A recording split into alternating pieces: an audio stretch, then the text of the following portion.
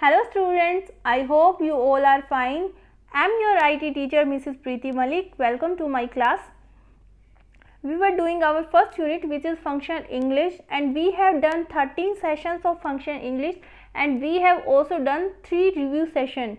Today we are going to start with review session number 4 which is based on session number 11, session number 12 and session number 13. So let's start our class. First of all we will start with review session of session number 11 verification of information. तो session number 11 हमारा क्या था, जब customer service centre call करता है CSR के पास तो सबसे पहले सीएसआर क्या पूछता है, उनका नेम पूछता है, फर्स्ट नेम पूछता है, लास्ट नेम पूछता है. उसके बाद वो अपने रिकॉर्ड के अंदर अपनी डायरेक्टरी के अंदर चेक करता है कि पर्टिकुलर कस्टमर है, पहले से ही उस कंपनी का कस्टमर है, एग्जिस्टिंग है, और इज ही और शी इज़ न्यू कस्टमर. अगर वो पहले से एग्जिस्टिंग है तो उसकी इन्फॉर्मेशन को वेरीफाई किया जाता है, अगर न्यू कस्टमर है तो उसकी इन्फॉर्मेशन को रिकॉर्ड कर लिया जाता है. और उसके अलावा कंपनीज होती हैं, उनके लिए कस्टमर की इन्फॉर्मेशन को वेरीफाई करना बहुत इंपॉर्टेंट होता है ताकि वो कस्टमर्स की क्रेडिट कार्ड डिटेल्स हैं, डेबिट कार्ड डिटेल्स हैं, उनको सेफ रख सके, चोरी होने से या हैक होने से उनको बचा सके. यही हमारा था सेशन नंबर 11 कि हम इंफॉर्मेशन को कैसे वेरीफाई किया जाता है, कंपनीज कैसे इंफॉर्मेशन को वेरीफाई करती है. अब उसी के बेस पे कुछ क्वेश्चंस दिए गए हैं जिनके आंसर आपको अपनी वर्डिंग में करने हैं कि आपको सेशन नंबर 11 से कितना समझ आया. तो सबसे पहले question number first, how much information can be verified and with the help of what. किस तरह की इंफॉर्मेशन को वेरीफाई किया जा सकता है और किसकी हेल्प से कैसे किया जाता है. नेक्स्ट क्वेश्चन है, what is the process of verifying information that most companies follow. किसी भी इंफॉर्मेशन को वेरीफाई करने की प्रोसेस क्या है जो मोस्टली कंपनीज फॉलो करती हैं. Third question is, how would a company know if the information provided by the customer is incorrect. Company को कैसे पता चलेगा कि किसी कस्टमर ने जो इन्फॉर्मेशन प्रोवाइड करी है वो इनकरेक्ट है, गलत है. Fourth question is, why is the verification process that companies follow important. ये क्यों ज़रूरी है, जो कंपनीज होती हैं वेरिफिकेशन की प्रोसेस को जो फॉलो करती हैं वो ज़रूरी क्यों है.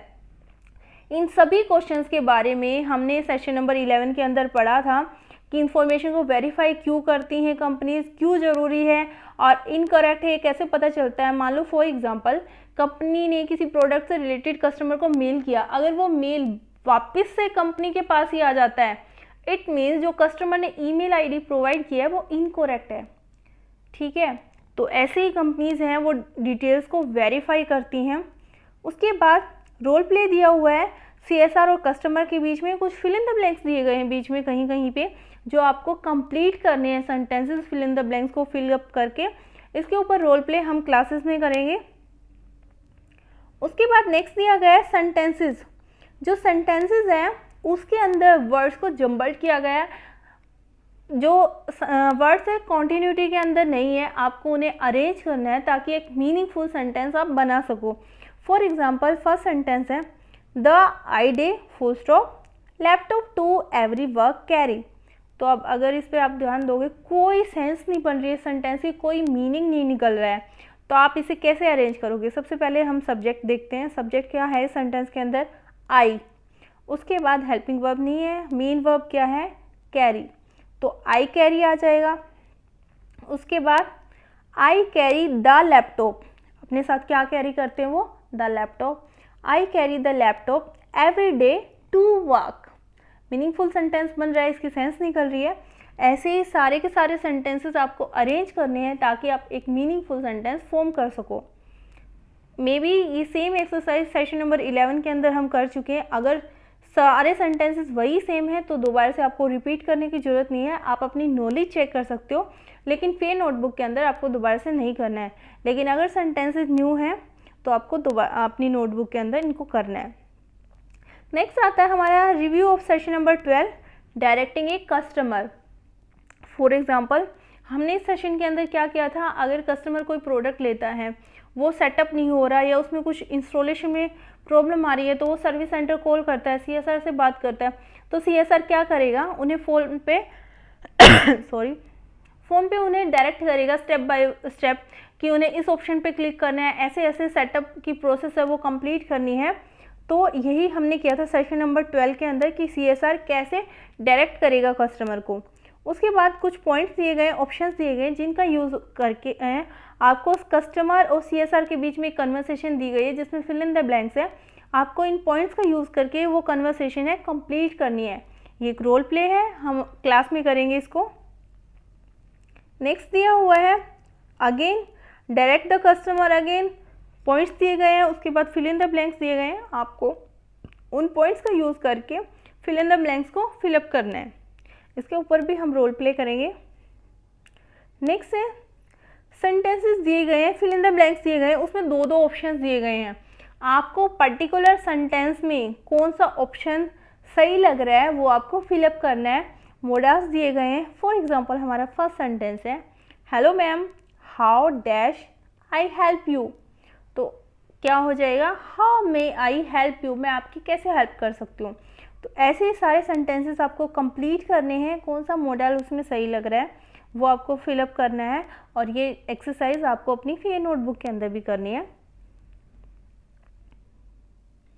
उसके बाद हमारा रिव्यू है, review of session number 13। Session number 13 हमारा क्या था, हैंडलिंग एन एंग्री कस्टमर। मान लो एक कस्टमर है, फॉर एग्जांपल आपने कुछ भी परचेज किया है लेकिन वो प्रोडक्ट है जो आपने परचेज किया है वो सही से काम नहीं कर रहा है। तो फर्स्ट रिएक्शन, मान लो आप मार्केट से कुछ लेके आए हो, सबसे पहले आप घर पे आके उसे चेक करते हो, ओपन करते हो, उसे ऑपरेट करने की, चलाने की कोशिश करते हो, लेकिन अगर वो वर्क नहीं करता तो सबसे पहले फर्स्ट रिएक्शन क्या होता है, कस्टमर बहुत एंग्री हो जाएगा, उसे गुस्सा आता है या वो अपसेट हो जाएगा। वो उसी टाइम सर्विस सेंटर कॉल करेगा क्योंकि वो गुस्से में है। तो गुस्से में जब वो कॉल करता है तो बीइंग ए CSR आप उस कस्टमर को जो बहुत गुस्से में है, इरिटेटेड है, अपसेट है, उसे आप कैसे हैंडल करोगे, उसी के बेस पे था हमारा सेशन नंबर 13। कस्टमर को हैंडल करने के लिए कौन सी टेक्निक्स, कौन सी स्किल्स का यूज़ करना चाहिए CSR को, कैसे उसे काम डाउन करना चाहिए जो कस्टमर गुस्से में है, ये सब कुछ हम सेशन नंबर 13 के अंदर कर चुके हैं। अब उसी के बेस पे कुछ क्वेश्चंस दिए गए हैं, उन क्वेश्चंस के आंसर आपको अपनी वर्डिंग में करने हैं। फर्स्ट क्वेश्चन है when facing an issue with a dissatisfied customer what must a company do to ensure customer satisfaction. अगर कोई कस्टमर है वो सेटिस्फाइड नहीं है, संतुष्ट नहीं है, अगर ये प्रॉब्लम आ रही है तो इस टाइम पे कस्टमर को संतुष्ट करने के लिए, सेटिस्फाई करने के लिए कंपनी को क्या करना चाहिए। नेक्स्ट क्वेश्चन है what must a company do if it is responsible for an issue. अगर कोई जो प्रॉब्लम आ रही है कस्टमर को, जो इशू आ रहा है, अगर कंपनी उसके लिए रिस्पॉन्सिबल है तो कंपनी को क्या करना चाहिए। What must a company do if it is not responsible for the issue. Company को क्या करना चाहिए अगर वो उस इशू के लिए, उस प्रॉब्लम के लिए रिस्पॉन्सिबल नहीं है। What must customer service representative do when faced with customer who are customers are concern, upset and irritated. Customer service representative CSR को क्या करना चाहिए अगर वो फेस करता है ऐसे कस्टमर को जो कस्टमर कंसर्न्ड है, अपसेट है, एंग्री है या इरिटेटेड है। तो CSR उसे कैसे फेस करेगा, कैसे उसे हैंडल करेगा। What do customer service representative use to help them deal with angry customer. CSR है वो कैसे एक एंग्री कस्टमर की हेल्प कर सकता है, कैसे उनके साथ डील करेगा या करनी चाहिए। What are the 9 steps that a good customer service representative uses to effectively handle an angry customer. कौन से वो 9 steps हैं जो एक अच्छे CSR को यूज़ करने चाहिए इफ़ेक्टिवली एक एंग्री कस्टमर को हैंडल करने के लिए। वो 9 स्टेप्स आपको लिखने हैं। सारे के सारे स्टेप्स सेशन नंबर 13 के अंदर दिए हुए हैं, लेकिन उन्हें एक्सप्लेन आपको अपनी वर्डिंग के अंदर करना है। नेक्स्ट दिया गया है रोल प्ले। कुछ पॉइंट्स दिए गए हैं, उन पॉइंट्स का यूज़ करके जो कन्वर्सेशन दी गई है कस्टमर और CSR के बीच में वो आपको कंप्लीट करनी है। इसके ऊपर हम रोल प्ले करेंगे।